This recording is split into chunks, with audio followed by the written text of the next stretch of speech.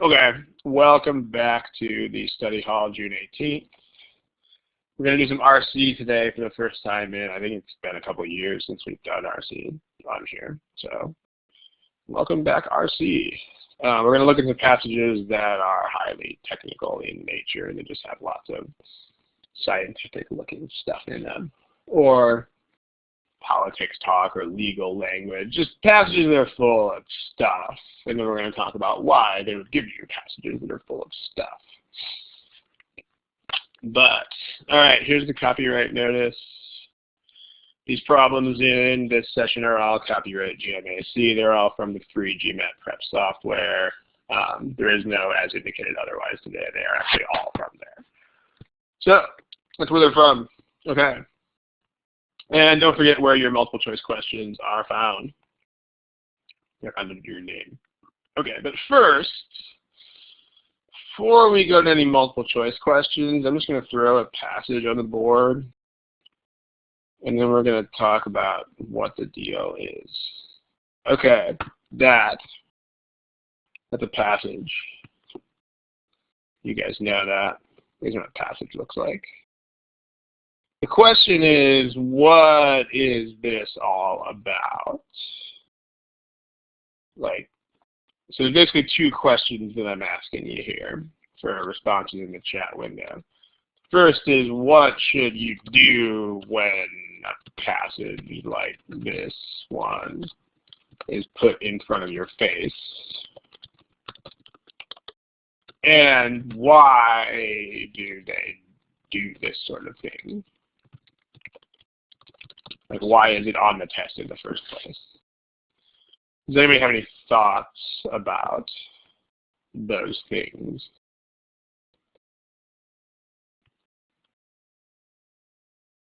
We're open to some brainstorming here, chat box.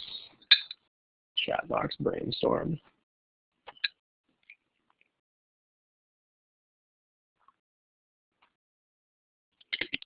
Okay, when you say filter through, what do you mean by that exactly?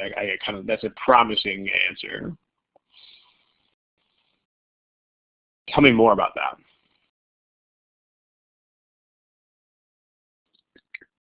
Okay, the gist. So, and then filter is, I kind of like that wording. Let me go ahead and put that on the board. Some other people are typing. We have a very quiet crowd today, apparently. Very introspective group. But I like this. I'm actually going to let me kill the words here. I wonder if people are being quiet because they're busy reading the passage. If that is the case, then don't do that right now. So here, no reading the passage right now. Okay. So I kind of like this. Filter. What do you mean understands the technicality? Depends on what you mean by that. That might be on point, but it might almost be the direct opposite of what you're supposed to do. So I'm curious, what do you mean by this? What does that mean? Maybe a little bit of explanation there.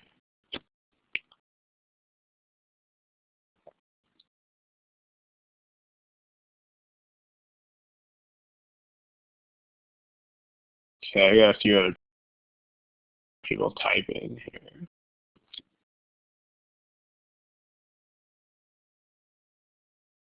Okay, so that's better than I was afraid of. Because, all right, in English, when we say technicalities, this word means almost exactly the stuff that's not what you're saying and almost not the stuff that you are saying. Like, in English, technicalities means, like, the really specific stuff, not the overall gist. It's basically the opposite of overall gist. So, I mean, just make sure that you know that technicalities, plural, I mean, a technicality is one thing, but technicalities refers to the very detailed stuff. In other words, not transitions and not main idea, etc. Like you might have heard, if you read articles about legal cases, you might hear about people being acquitted of crimes based on some technicality.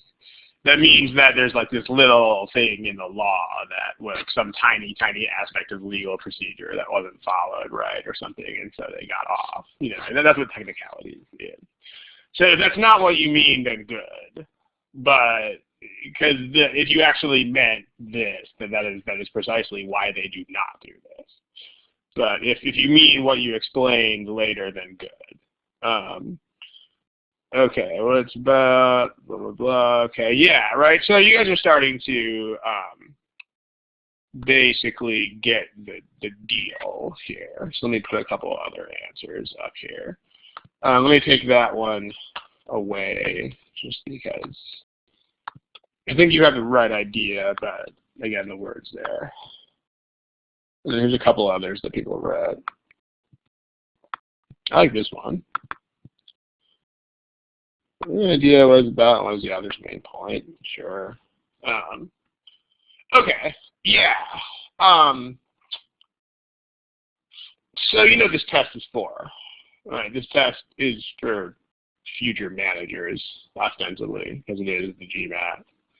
It's for people who are going to be studying for MBAs and stuff like that.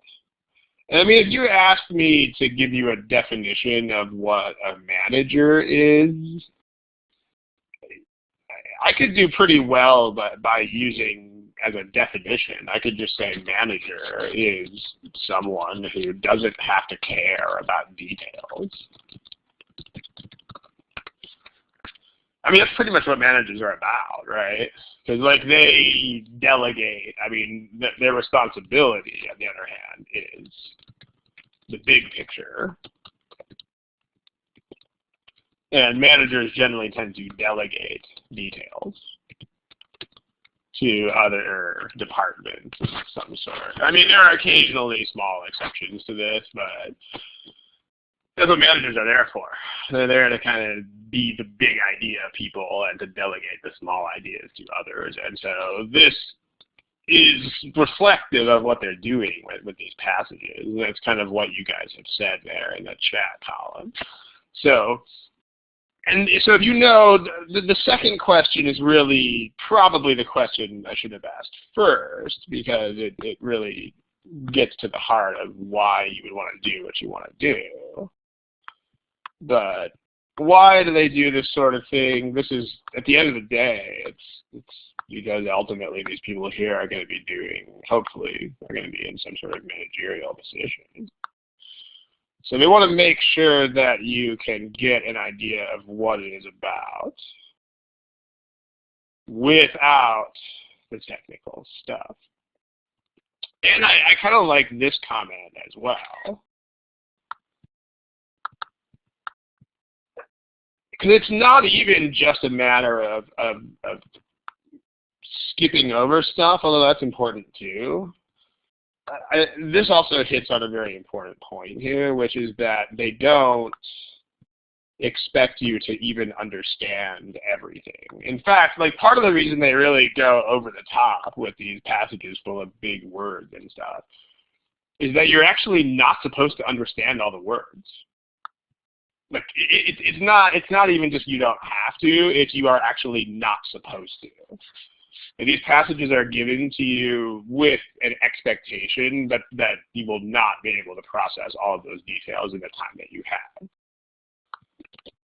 That's actually a fact, right? You're not really supposed to understand all of the details, especially in the given time frame. I mean, if you could really pore over them for a long time, I mean, you guys are smart people and you could probably figure it out, everything they're saying, but they want you specifically to not really have time to understand everything. That's the point. Because that also is a very, very, very managerial type of thing. I mean, if you, let's say, were some product manager at a very highly technical enterprise, I mean, you're going to get all kinds of engineering specs on your desk that have hundreds of pages of technical diagrams in them.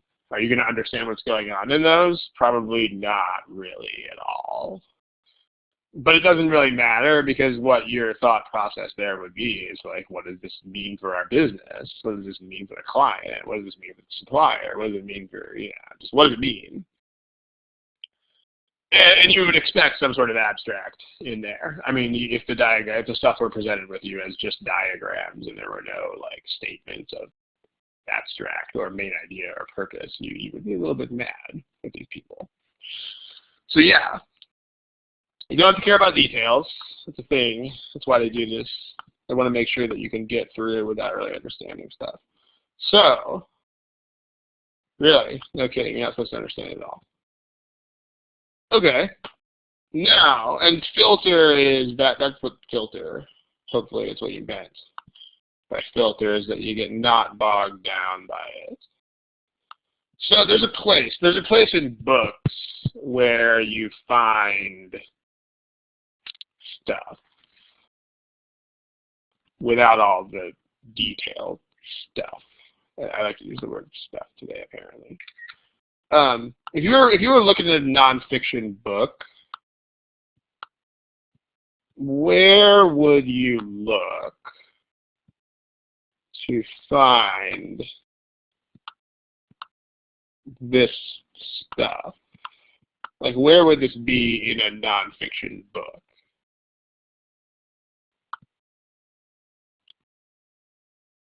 Where do you find this stuff?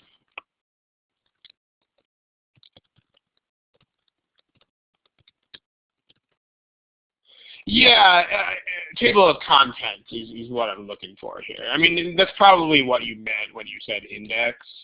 But in fact, the index is pretty much precisely the opposite. I mean, the index is usually a list of technical terms and then like pages that they're on. I mean, the index usually has almost no main ideas anywhere, right? It's like, here, this term is on page 52. This term is on page 134.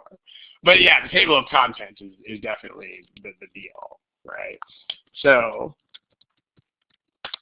and I mean, especially in nonfiction books, when you have tables of contents, some of them have chapter headings and then subheadings.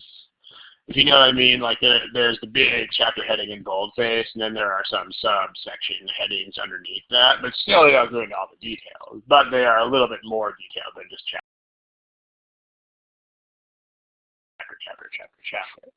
So what a good mentality to adopt here to do the right kind of job that you're supposed to do. The mentality that you want to have is, imagine that you make tables of contents for a living. Like actually for a living, you produce. I think the internet is being stupid, so I'm going to be quiet for a second. Okay. There was some sort of sound delay there. There's these icons that it shows when the internet just can't keep up with me because I'm so fast. Just kidding. I'm not fast at all, actually. I'm very slow. Okay. Imagine that you make tables of contents for a living. I mean, this is actually a very good analogy, because if you were paid per table of contents that you made, you would not waste any time reading anything that you did not have to read, because you would want to make more money by making other tables of contents. So this is very far-fetched, and whenever I come up with these little thought experiments, they tend to be sort of far-fetched. But that's good in a sense that it'll keep it in your head. It's a very vivid image. Like, imagine that you get $100 for a table of contents or something. Then, well, you're going to want to not read a bunch of stuff that you don't have to read. So that's the point. We're going to talk about exactly how much of this text you really have to read here in a bit. It's not as much as you might think. But, yeah, good. All right, here's the passage. So how about this? Remember, you make tables of contents for a living. That's what you do. That's what you do with your life. Okay, so make one for this passage. And let's see if you can do it See what you can do in 1 minute. Not kidding. Actually, 1 minute. Go for it.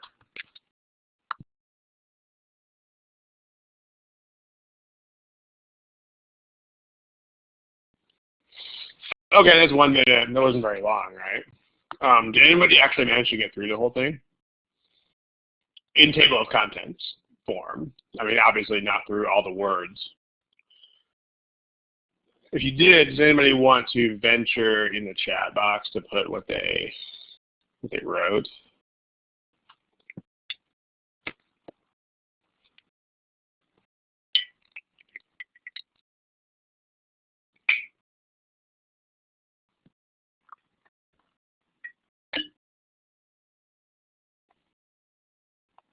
Got a few people writing. Only a few. Well, just to make sure that this really is what you have already gotten from this. There. Okay.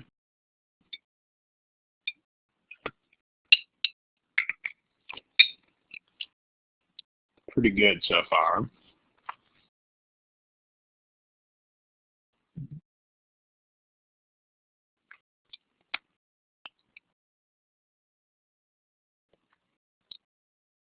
Okay. All right. So this is pretty good, right? That last one seems like it is a little bit on the detail side. Like, is that the kind of thing that you're going to find in a table of contents, that last thing? The same belief that paid labor is helpful for women? Probably not. Tell you what. I try to refrain from talking about my own approach to these things too much, but let me show you all the words that I would actually read, me personally, if you put this thing in front of my face. Okay. Like, let's do that. Something, emphasize something. And I don't even care what that is. Someone else, by contrast, emphasized something else. And I don't really care. Yep, that's all the words in the first paragraph that I would ever see with my eyes. And then we have this. However, despite antagonism between them, those have to be the same two groups that we were just talking about before. The two movements shared certain beliefs, both regarded something. I don't care beyond that point. Colon, I definitely don't care what's after a colon, because that just means it's going to be explanation of stuff.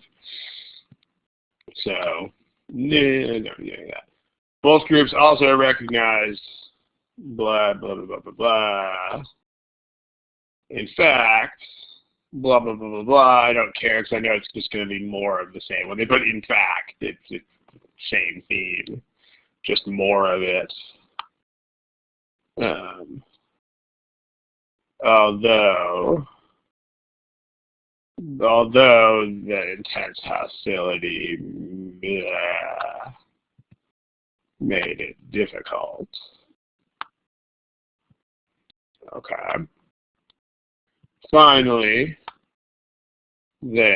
although something made it difficult, we didn't care.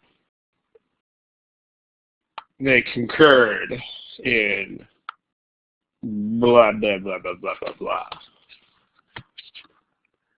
There's a lot of blue stuff. Like almost the whole thing is blue stuff.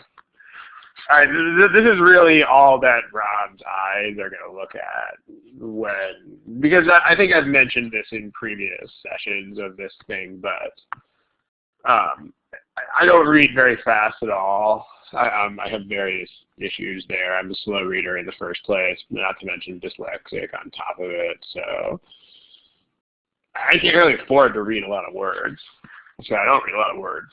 But luckily, to make a table of contents, I don't have to read a lot of words, so it's good. Someone has a multiple choice answer selected. That's interesting. Let me clear that out. Okay. So yeah, right. What do we have left? Well, we have 2 schools of thought. So all right, sure. I mean, you could, if you wanted to, you could put some stuff about how it was 2 schools of thought within whatever it was, Russian feminism or what have you. But 2 schools of thought that were different. That's the whole first paragraph. It's just what are these 2 groups of people who think stuff, different stuff. But there, the second thought is basically, but they shared a bunch of beliefs.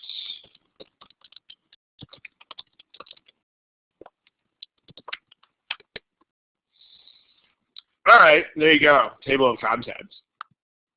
I mean, in an actual table of contents, of course, it wouldn't be as casual as that. It wouldn't say a bunch of and stuff. It would be like shared beliefs, ... But you get the point. So this is the basic idea. If you filter out all of the details, this is what you get. This is what's left in the pan, so to speak, if you boil off all of the details.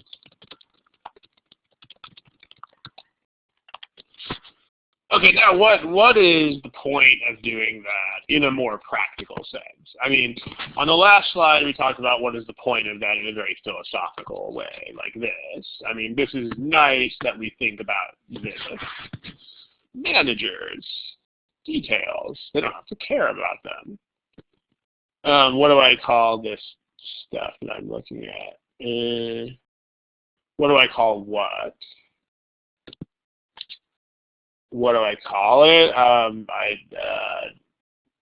Do you want to give it a name? We can give it a name. We can call it Joe. I don't have a name for it. I mean, does it need a name? I mean, as long as you know what it is, right? I mean, you could call it table of contents meat. You could call it Joe. You could call it Pink Flamingo. I like to call things Pink Flamingo. You probably know that. I mean, this whole giving things names, it's not really terribly necessary for the most part. I mean, and I would avoid doing that, because if you start naming too many things, that tends to divert the focus of your life to naming more things instead of understanding things. I mean, in fact, if you'll allow me to digress for about 20 seconds here. If you name things too much, it will actually stop the learning process. Like, it really will. That sounds like a very dramatic statement, but it's true. For example, like, one thing that I do from time to time is help people construct diets, and like, there's this category of things called carbohydrates. You probably know that. And I mean, the problem with this category is that it encompasses so many things, right? Like, sugars are carbohydrates, and so are pasta, and so is fiber. But so the problem is, because there's this name called carbohydrate, people stop trying to learn about the differences as soon as they have that name. They just slap that name on food, and then it's all the same in their heads.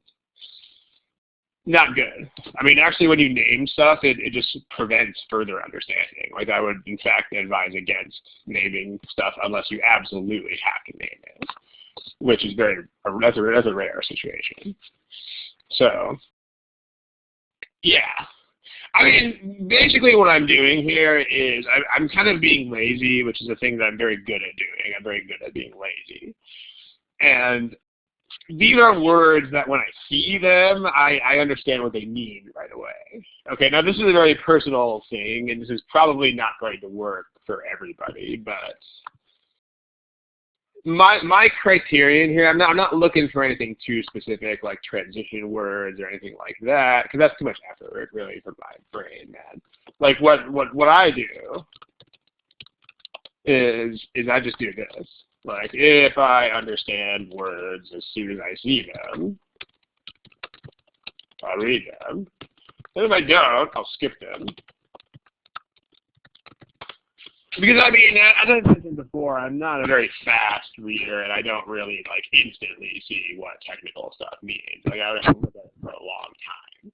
So like anything that I cannot immediately look at, I just don't look at. I mean, I just like if the meaning of the words does not immediately register, then I just move on. It's kind of like here's a really stupid analogy, but let's say I'm like pulling plants out of the ground. It's just kind of like only pulling the plants that come out of the ground as soon as I grab them. Like if there's any effort at all, if the plant sticks in the ground, I'll just leave it. It's kind of like that. That's a stupid analogy, but I think it's a decent one. Okay, so I mean, if some of you guys, what I mean is that if some of you guys are better than I am at faster understanding of technical stuff, which I'm sure a lot of you are, then you might need a different way to do this.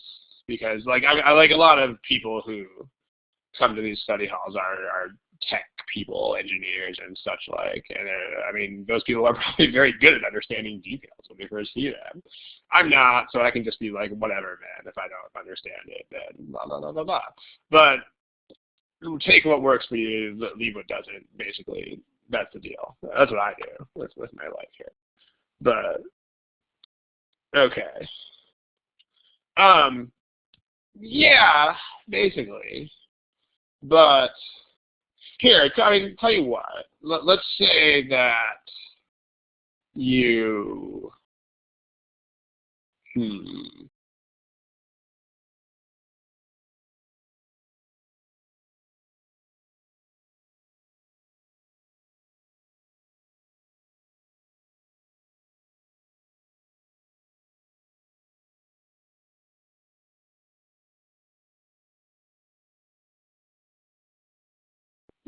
Yeah, okay. I don't really know what happened there. What was the last thing that you heard me say?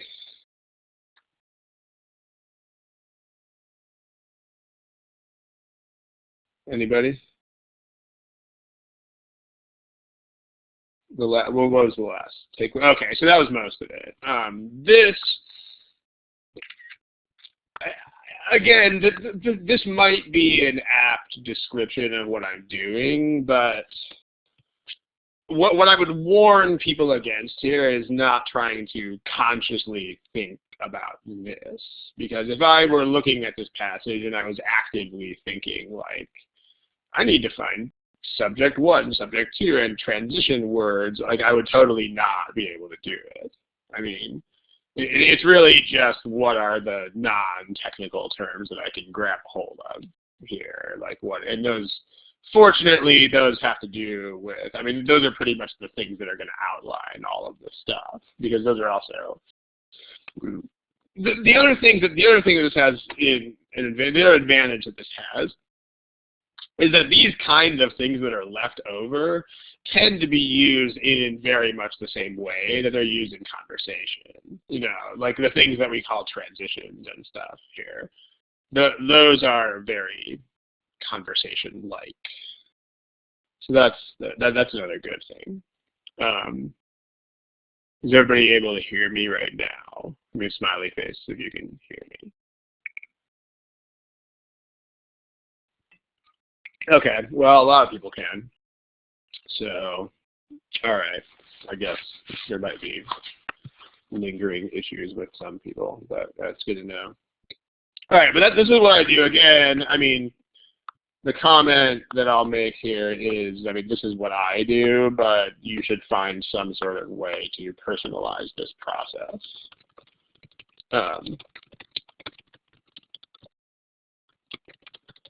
That's my way to do it. It's not necessarily the same as your way, but that's the thing. Okay. All right. Well, we'll get there. That's gonna be a sec. We'll get there in a moment. Now, this whole reading thing. What's the point, more practically speaking? What I mean by that is we've already talked about what was the point in a very abstract kind of philosophical understanding sort of way. where the point is to test whether you can read, like a manager should be able to read. Okay, fine, but what is the point of this in terms of answering the questions? What's the point of this reading that we do? Yeah, all right. You know where to look for stuff. Okay. Any other thoughts? And to help you answer general questions, do you mean help you, or do you, that's kind of, help you is kind of a weak statement. Is that really what you mean?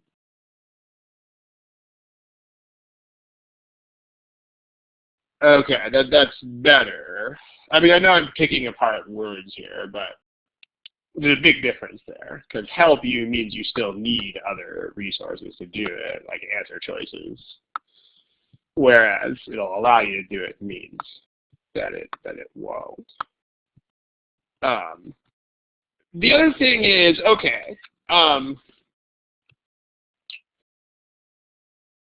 let me tell you what I don't remember this, but my dad says that when I was like 7 or 8 years old, if somebody would say that like fruit is good for you, like that just wouldn't be good enough for me. I'd be like, what does good for you mean? Like, good for whom? When? Under what circumstances? You know, is it good for a lumberjack? Is it good for a ballerina? Who's it good for?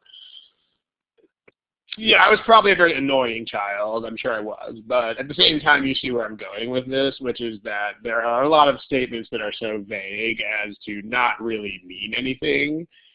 I'm going to kind of pick on this statement right here. Because like a lot of people say stuff like this, and I think it's because this is the kind of stuff that you see in textbooks. But this doesn't really mean anything. I mean, this is not practical. Practical is like it lets you answer this kind of question in this kind of way, or it lets you do this in preparation for this kind of question. This is never practical, guys, like in terms of goals and helping you meet them. I mean, make sure that everything that you understand about how to take this test is in practical terms. Because that sounds very simple, but a lot of people just don't do it. So in other words, what we have in practical terms here is, if you have a main idea question, you should have enough to answer them already. That's why I was picking at words like help you answer, because it isn't just help you answer. It should be, you should be able to straight up answer that question right now, kind of thing. And then you know where to look for stuff. The stuff that you would have to look for would be the detailed stuff. So for detailed questions, remember we think of this as being kind of a table of contents. And this is where you discover the beauty of that analogy, because it can really act as a table of contents. It's exactly the same sort of thing. It'll let you find that. So, and I mean, you're not going to find everything immediately. I mean, you do have time to look for stuff. I mean, again, this is where I'm going to sort of pull the personal card here. I mean, I know that I am a much slower reader than most of you guys are. Like, I know that. That's a fact. Because I'm a slower reader than, like, everybody. But I can still find stuff. So, I mean, I might have to look through some things, and it may not be in the first place that I always look for it. But it's okay to take a little bit of time to find stuff. So this is practical terms, right? I mean, I would challenge this last statement in terms of practical terms, because I don't really know what this means in practical terms. At least in terms of answering the questions on this exam. So, and I mean, again, I'm not trying to pick on someone who says this. I mean, this is really something you guys should think about too. I mean, because no structure, well, that's great, but why would you care? And make sure that you have an answer to that. So, okay. Let's talk about that, by the way. Let me go ahead and answer this. I'm going to here. Next page. Here's that summary that we just had. These are the benefits of that sort of accelerated reading type thing. Now there's this question.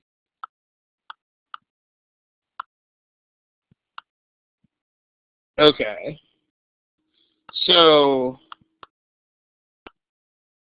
I hear you here, but what the question that is prompted in my head is, what are you proposing as an alternative?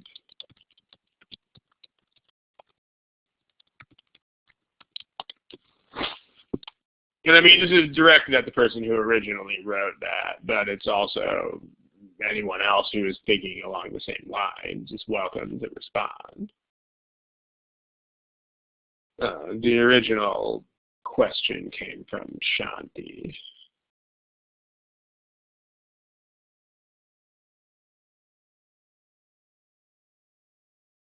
Because this kind of sounds like, okay, this is not perfect.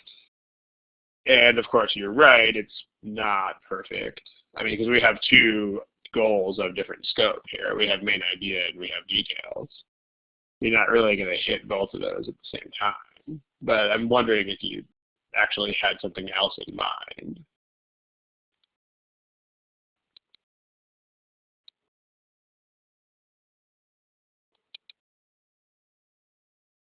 So let's see. I think you were typing stuff, but there it is.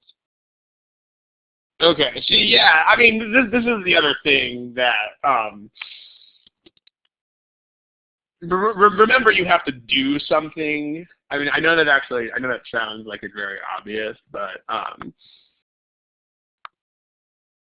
people have this way of not liking options, but not having other options. It's interesting.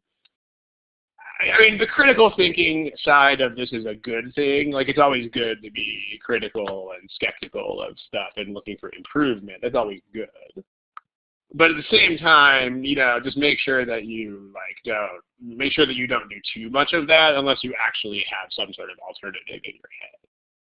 So, I mean, I see this especially on the quant section where people are like, just so in general, just it's a little bit of a digression, but beware of this mentality, kind of in life too. But for example, on the quant section, someone will be contemplating something that's a fair amount of work, let's say long division, and they'll say something like this. I don't want to do that because usually it's because I think it'll take too long, but it's something. It's some sort of reason not to do it. I mean, the biggest thing here is do not ever think this. Do not ever think this at all unless you have another way, unless you have another approach already in mind. Like, just don't do it. I mean, it's weird because I see this so often, and it's very weird to me. There's people who have exactly one method in mind, and they talk themselves out of it anyway. It's kind of weird. I mean, if you got one method, you should just do it. And that's kind of how, I mean, in life, the same thing is true. If you don't have an alternative way of doing something, then do it. I mean, that's actually all that time management really is here, too. But if you have an alternative, then go for it. But otherwise, okay. And then the other thing is this. Okay. Now let's talk about this other thing. This is intriguing. Somebody wrote this. I'm curious as to what this specifically means. Like, can you give me instructions for how to do that?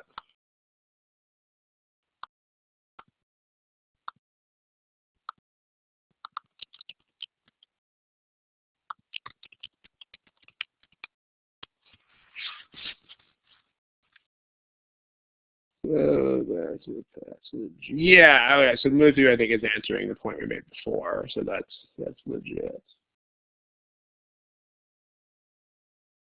Because with this kind of thing, there tends to not really be much of a middle ground for a lot of people. But I mean, what does that mean though? Like where do you stop? I mean, because what this is, I mean, I know I'm probably annoying you on purpose right now, but what I mean here is that it's very hard to find this middle ground. I mean, like, 'cause what you're proposing here, without explicitly saying it, is you're proposing some sort of intermediate between this overall table of contents that we have here and everything.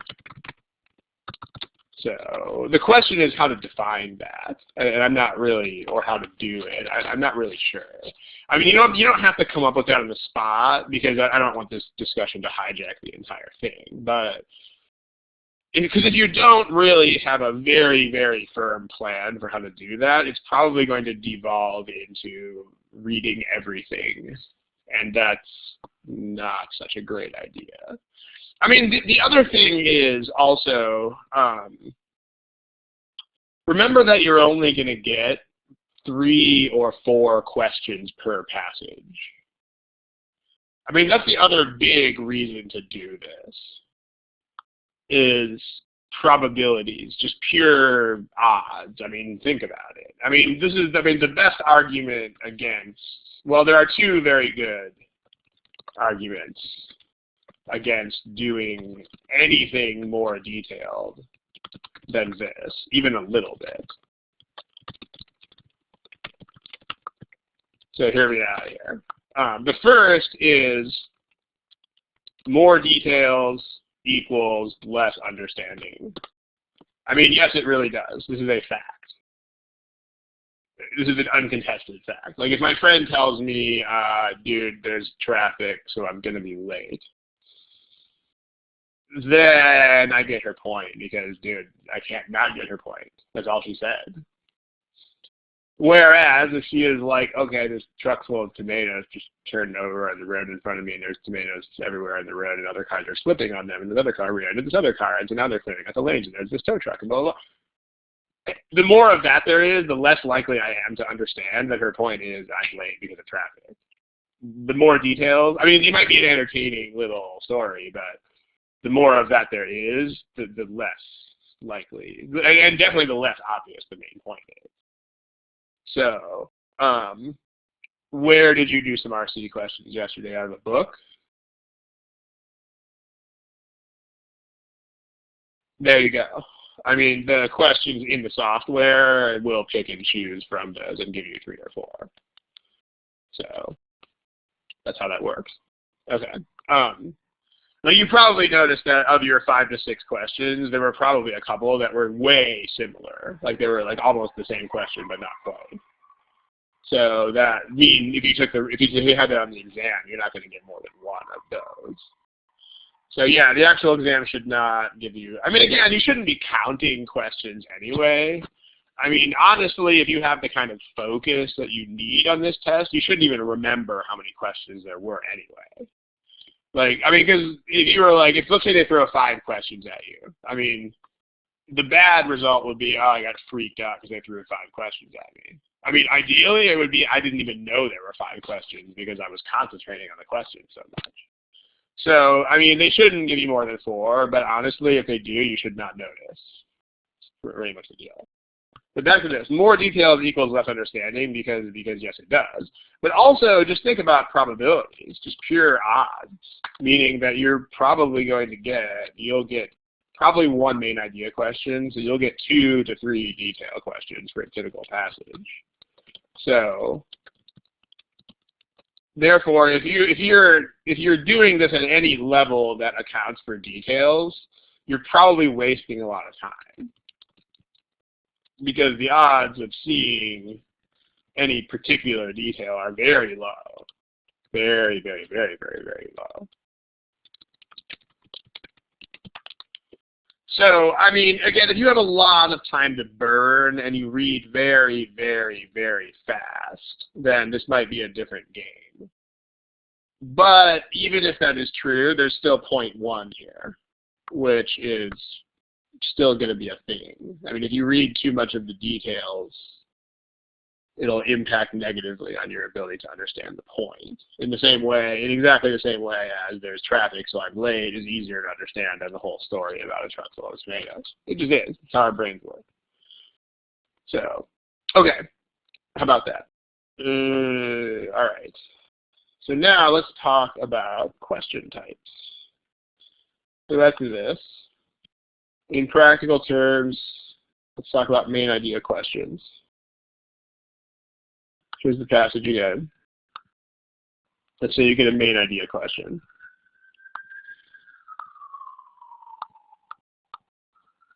Let's talk, well, I'm going to put one on the board here in a sec. Here. What do you think? So using your polling tools, give me an A if you think the answer choices will help you answer the question. I just cannot type today. Give me a B if you think that basically, well, that the answer choices will neither help nor hurt you. Not impact my ability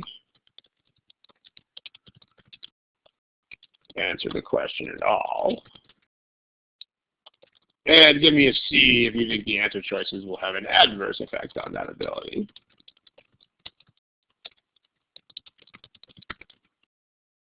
Harder to answer the question. Okay, what do you think?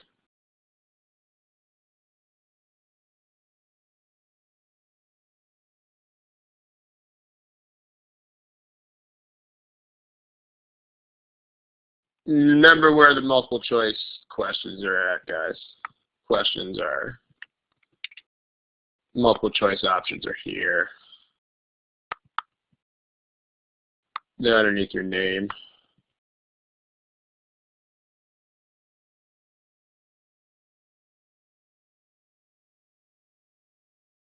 Okay.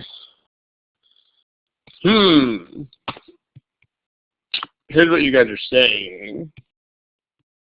Interestingly, these were all about equally popular until the last few people all put B. But so let's say you're about to meet somebody, and you haven't met the person yet, and your friend is like, "Dude, this person you're about to meet is super weird, sketchy, weird, strange person." I mean, what's probably going to happen, assuming that you respect your friend's opinion at all, even a little bit? What will probably happen when you meet the person?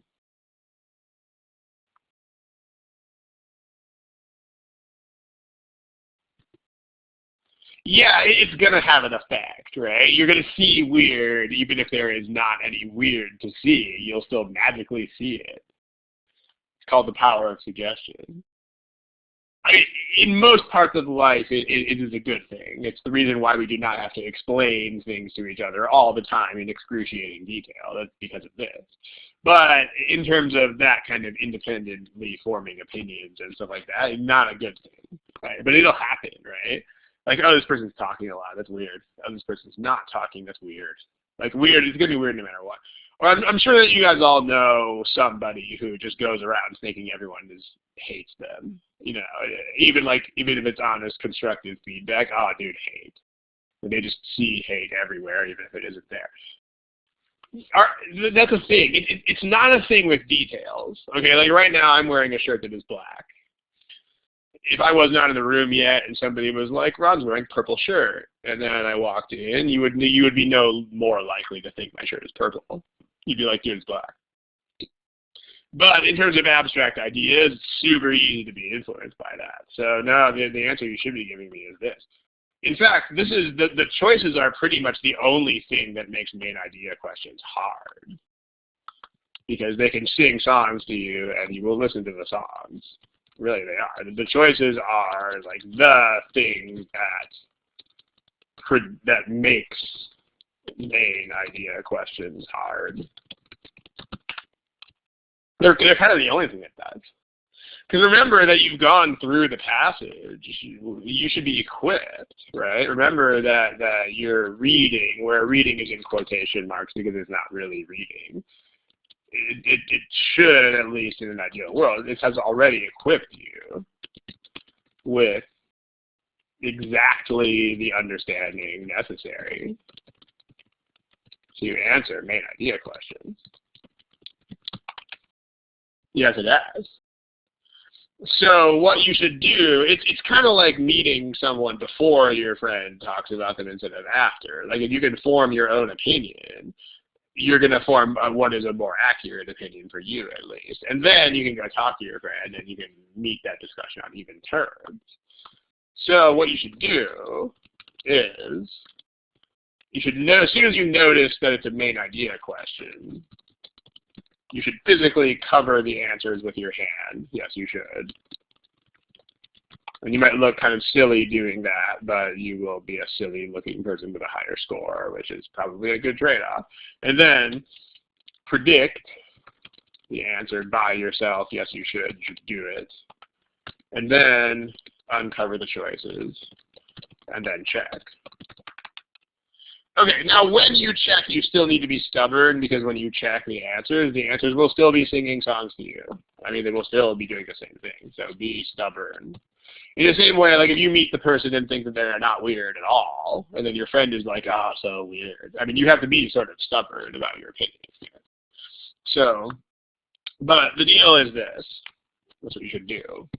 So, okay. Here is a main idea question for this. Remember where to find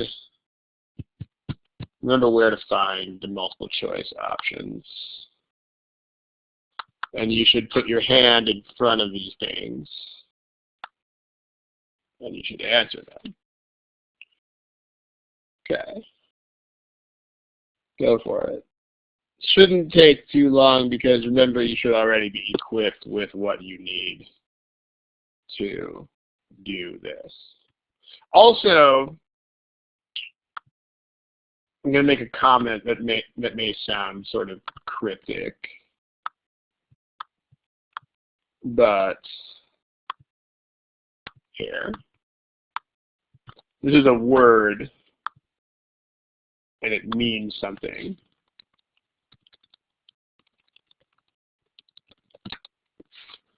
If you don't know where I'm going with that, then you will soon find out. Go ahead and give this a shot.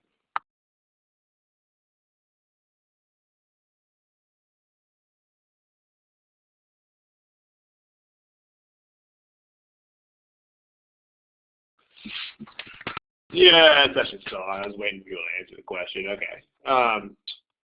So pretty good here. Actually, very good. If you don't have an answer to this, you should pick one. It shouldn't take forever long, but I'm going to give you like 5 more seconds to pick one if you don't have one yet.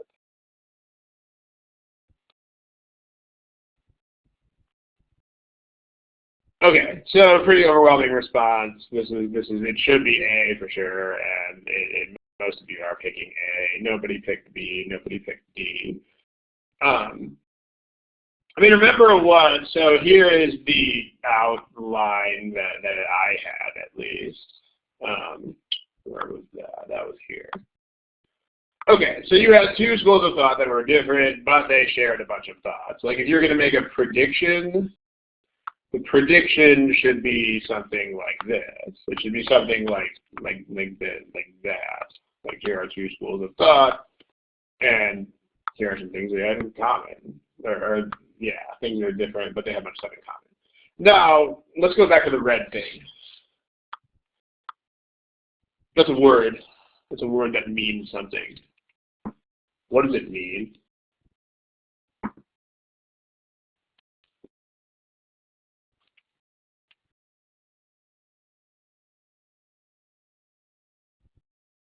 Okay, that's what it means. Now, what does that mean in practical terms?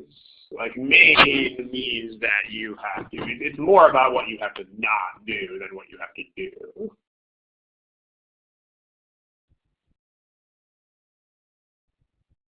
I mean, in this case, the primary point is to point out that they are similar to each other, but like this is something that you should think of more consciously than you might. The word primary specifically means that you have to exclude stuff. If you don't exclude it, it's not primary. I mean, again, author's focus is sort of vague. I mean, think about fruit is good for you again. I mean, like practical terms, guys. Like in practical terms, primary means, or its main idea, means that you have to exclude less important stuff, including stuff that's just used to set up the main point, including stuff that is just background. Okay, so I mean, and this is there's some human understanding that goes into this, but there's two ways to figure out what is primary. I mean, one of which is basically common sense. So, number one, common sense. Actually, three ways. Number two, relative volume. What I mean by relative volume is like how much crap is there of each type. And number three, what comes at the end. Conclusion, especially on shorter passages.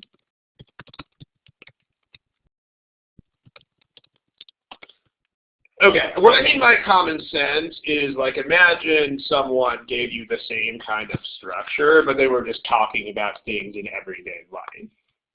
Like for example, let's say that I did this. I was like, okay, so yeah, all right, let's say obviously Miami and Toronto are different. Blah blah blah blah blah blah blah. Okay. But then I'm like, but there are actually lots of things that are the same about them. Blah, blah, blah, blah, blah, blah, blah. Okay, I mean, what is my point?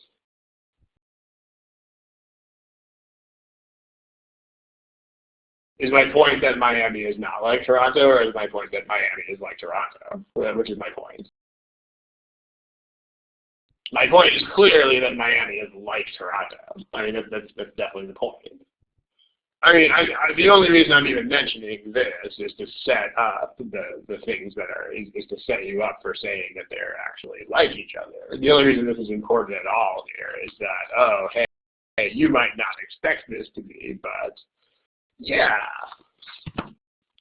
So this is the same thing as that. I mean, if you heard this conversation, I'm going to bet money that nobody here would come away from this conversation thinking that my point was that they're different.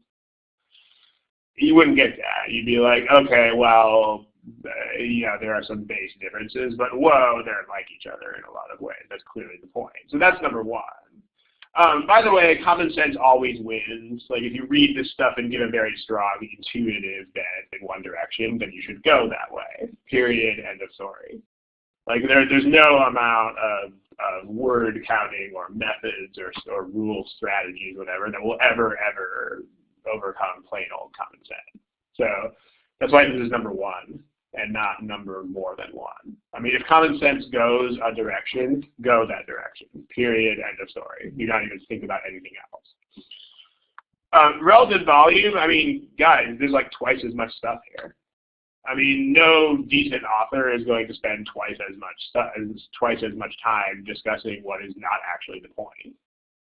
It's not how it works. I mean, that's not how life works. I mean, especially in a paragraph this short, I mean, where they spend most of their time is going to be primary. Because if it wasn't, it would just be bad writing. So that's what I mean by relative volume here. I mean, we have like 30%, 70%. And on top of that, I mean, remember that a lot of these things have like a story arc. Like they have a progression. Like this, if you didn't have this first paragraph here, then it wouldn't seem very significant that these things are true.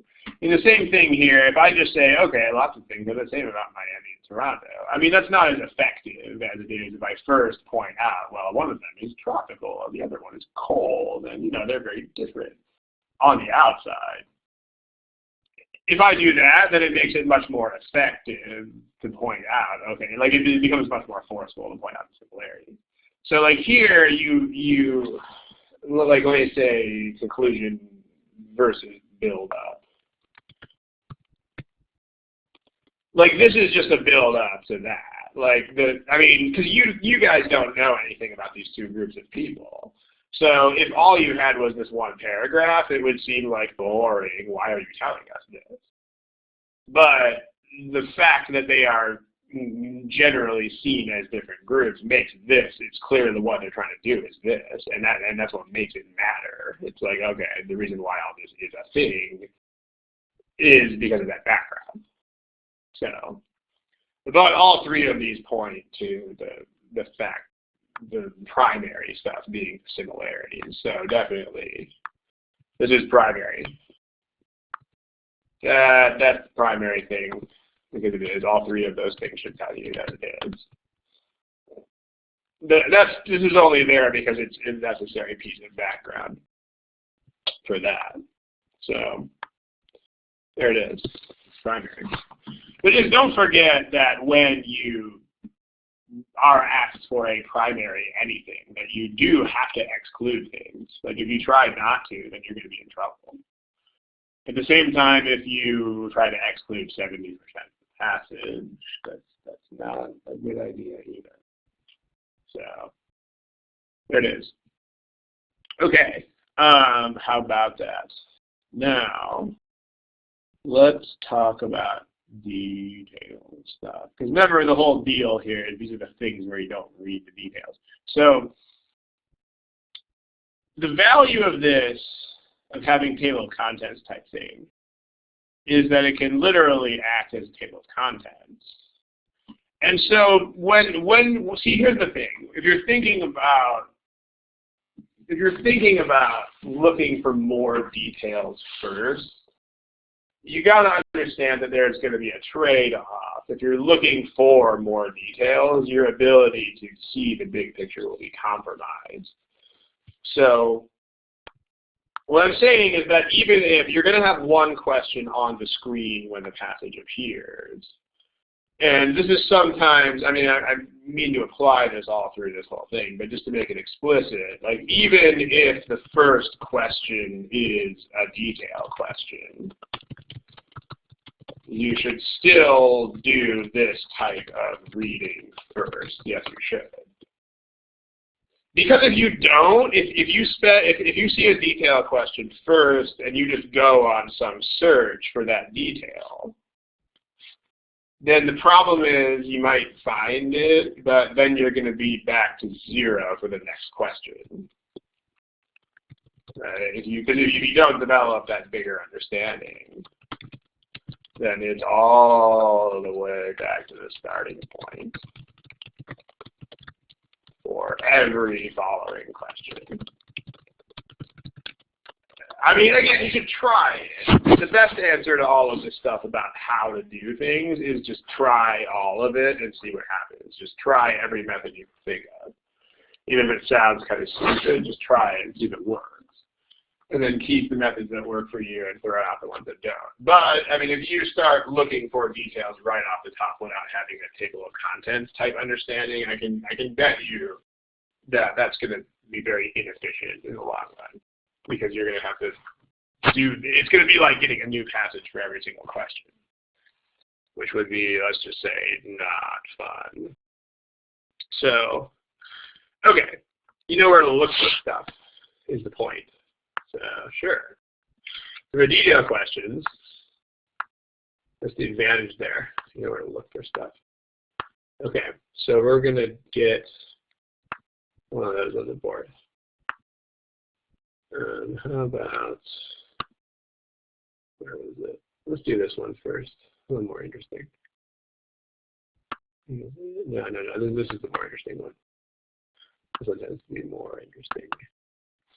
So now you should know where to look for this, at least roughly.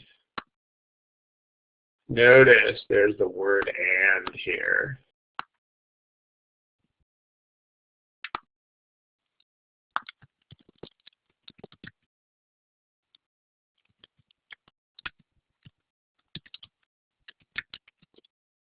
It's a big hint, and that would not be a big hint if you had not already made this table of contents type thing. So go for it.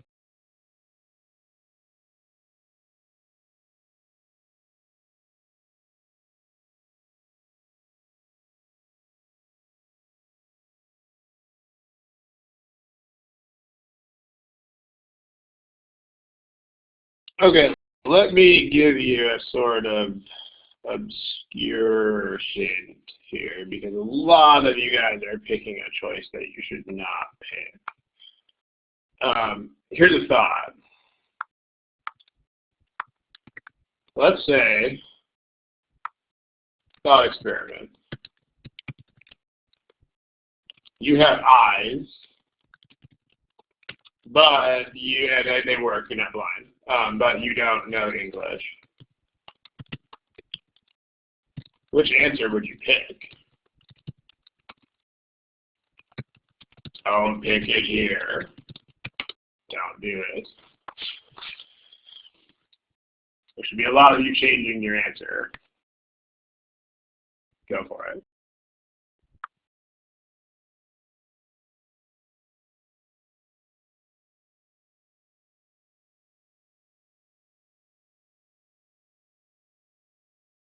All right, at least 5 of you get what I'm doing here. The second question.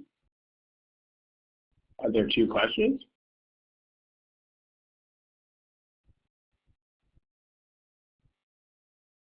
I only see 1 question. That's a thought experiment, man. It's an experiment of thought. You imagine that your eyes work, but that you don't know English. But that you can recognize letters and patterns and stuff in the same way that, like I don't know Chinese characters, right? But if I have eyes that work, so I can see the same Chinese character and realize that it's the same one. That's kind of where I'm going with this. But at least 6 of you have already totally gotten the message of this. So here, I tell you what. If you know where I'm going with that, where am I going with that? Which is the answer that you should not pick. Don't do it. Do not pick C. Don't pick C. Don't do it. Don't do it. Don't do it. Because here's, okay, the deal with choice C is if I just don't know English at all, like I said, I don't know Chinese characters. I don't know them. If you wrote this passage in Chinese characters, then without knowing any of the Chinese characters, I would be like, hey, look, I see these Chinese characters, and I see the same or almost the same Chinese characters, and then I see this exact set of Chinese characters, and I see the same Chinese characters here. Don't do it.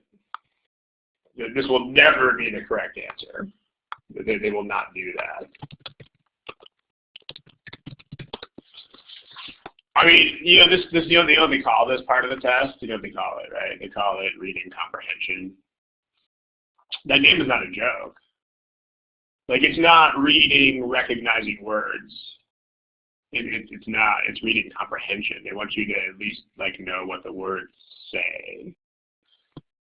And if the answer was something like this, you would not even have to know what the words say. You would just be like, oh, Chinese characters, same Chinese characters. I guess that must be the answer. Nope, not how it works. I mean, it's important to realize this because it will never, ever work like that.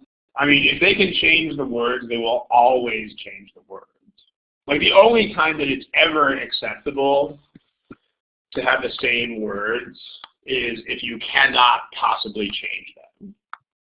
Like, if there's no other way to say that at all, then, yeah. I mean, same words is only acceptable if it's not possible, or at least very inconvenient or awkward to change those words. For example, you can, like, if a choice says the U.S. Supreme Court and the question and the passage says the U.S. Supreme Court, that's fine because there's no other way to say the U.S. Supreme Court. You know, on the other hand, liberating people, there are a lot of other ways of saying liberating people without using the word liberate. You can say free people. You can say relieve them of. You can say, you know, advance them past this. You can say, I mean, you get the point. Or help them overcome it. And there are a million zillion ways to say liberate without saying liberate. I mean, notice this is not the reason why the choice is wrong.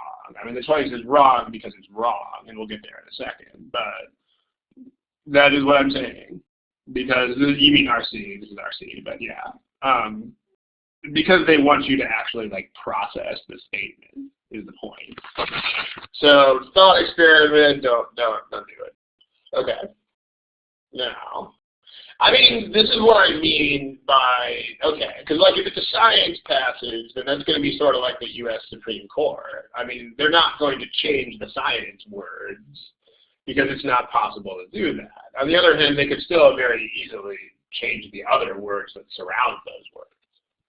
So, you know, because the entire passage is not going to be entirely jargon. I mean, they're going to have a lot of jargon, but the stuff they're doing with it is going to be not. So, okay. So the deal is sometimes you're going to have keywords that are really incredibly specific to the point that you will know exactly where to look. Okay, if that's great, then great. Like, if the keywords are incredibly specific, then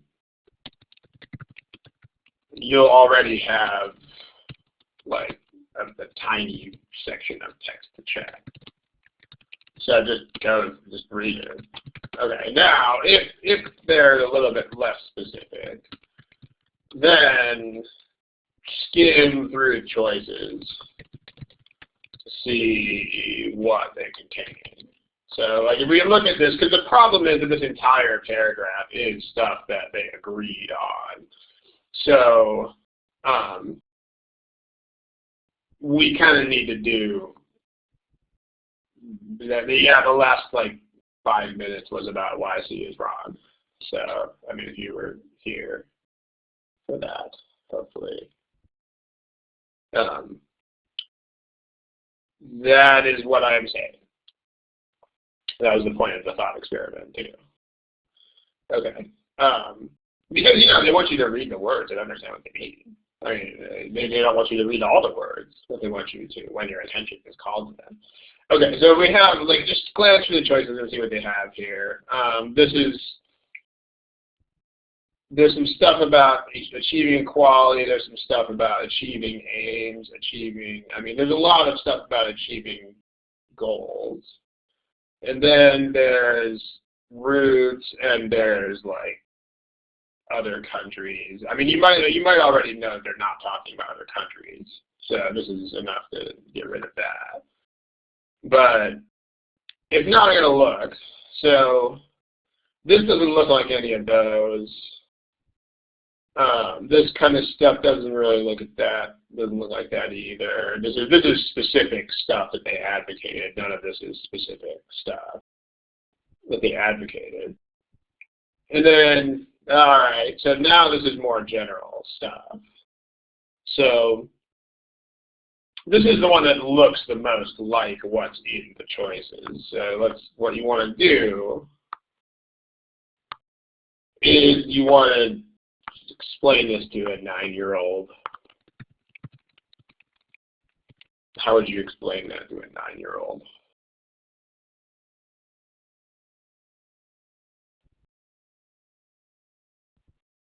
I mean, this word is a word that matters here, by the way, but if you don't know what that word means, then you can kind of figure it out from this.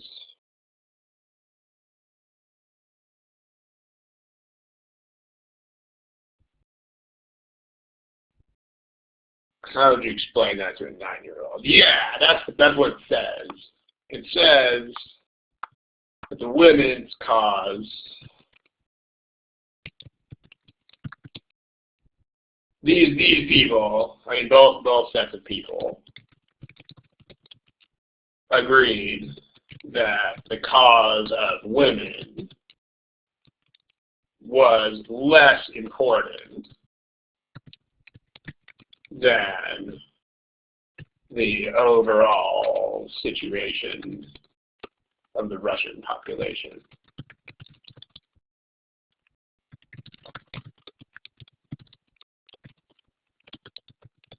I mean, okay, so that's the word subordinated means that exactly. It means like this is less important than the other thing. But even if you don't know that word, I mean, if you look at what they say, they must. Let's say that this is a completely strange word. Let's just say let's just say that this word is a big block of blue color. Okay, then still they agreed to blank women's goals to the more important goal of this. Well, that's probably going to mean something like it's less important because the other goal is more important. So there's still enough context. I mean, if you know the word subordinate, it's definitely going to help you here. But if you don't, there's still enough context there to figure it out. So the word concur means believe together. So yes, it does. It absolutely does. That's what the word concur means. It means we both think the same thing. So it's not a best choice thing. There are going to be 4 answers that are completely wrong, and your review is not done until you realize why all 4 wrong answers are completely and totally wrong. Like, C is pretty much the opposite of what they are saying here. Like, C says that this is like so important that it will make that other thing happen. That's not what they're saying. What they're saying is they decided to set that aside for the moment while they worked on this. So that's what B says. I mean, notice that they're being more generic. They tend to do that a lot. What I mean by more generic, and we know, whoa, it's late, we gotta shut down this show here pretty soon, but they tend to be much more general sometimes. Okay, so be on the lookout for this. Larger political aims. I did not mean to make that opaque. This is a common thing that they do on these things, just so they can change the words and make sure that you understand or recognize the same concept in different words. Like that's that. It's just a more generic form of it. So, but if you have eyes that don't understand English, then you can't do that. That's the point. Thought experiment. And you have to actually know English to be able to do that. So one common way of transforming words. They don't do it every single time, but one common way of transforming words is to change them into a more general form. Like here we went from liberating the entire Russian population as opposed to women, and they took that as, I mean, that is a form of larger aim. So, yeah. What is the wordy paragraph? You mean like the original text is the wordy paragraph? I mean, if that's what you mean, then sure, because it's gonna. I mean, yeah, it'll be closer to the explain to a 9-year-old thing. So, but that's what you should do. I mean, the point of doing this, by the way, there's 2 points of explain to a 9-year-old. The first is, if you can't do it, then you should think a little bit more about what those words mean. But second, if you can, then you won't be stuck in the same words anymore. So yeah, you will have to go back and read, but the point is, again, you can use this as a table of contents. Like, because you did the original reading, you know that you can ignore all of paragraph 1 when you have and here. Because according to our original reading, we know that all the points of agreement are in the second paragraph. So, I mean, are you correct that we still have to read some text? Yes, you are. I mean, you're still going to have to read words, but you don't have to read as many words. Like, if you didn't have that table of contents, you would have to pick fruitlessly through the first paragraph before you got to the second paragraph. So you're still saving time. I mean, you're not going to have a laser that will take you directly to the right part of the passage instantly because, the test is challenging, but it'll be better. Yeah, no, that's totally the point. You shouldn't do any detailed reading at first because you're going to have to go back and do it anyway. Exactly. So you should not do it twice, but you can just do it once. Okay, I gotta shut this show down, guys. It's already 8.5 minutes over and serious schedule. So thank you for attending. I guess we can do a little bit more of this in one or two sessions from now or something. But let's see. All right, cool. Yeah, that's it. Thank you. Next session it might be 3 weeks because we have a holiday week, but it might not. I'm not positive. I think it might just be 2 weeks. So check the site. It'll be up there, and you'll see that. All right. Thank you, and until the recording here, good night, good afternoon, good luck. Thank you. I'll see you in a couple weeks.